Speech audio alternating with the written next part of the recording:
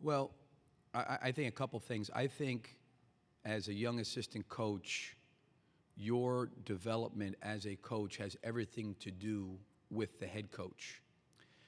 And if there's one thing that I've learned becoming a head coach is responsibility I have to my assistants. Now, what does that mean? When I was 24 years old, I was forced to scout.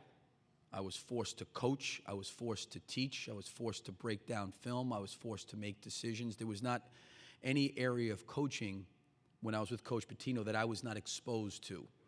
And it was challenging. It was demanding. And it made me better.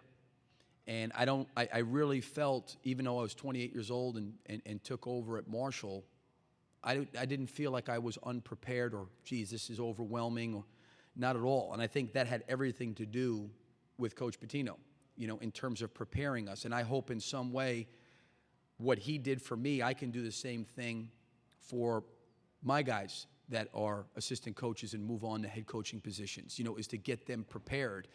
And as much as I can, our assistants are very active in practice. They're very active with our players. They're active in individual instruction. They're scouting reports, presenting in front of the team, all those things.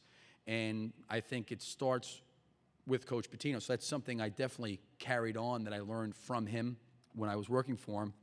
I think style of play-wise, the player development piece of it, because I played for him, and that was really, really, really important, was the player development piece. So I really have taken that from him, because if it wasn't for him coming into Providence my junior year and the amount of time he spent with me, developed me, helping me grow as a player, I probably would not have experienced the things I experienced in college basketball my junior and senior year. That's something I really have carried over because I went through it firsthand.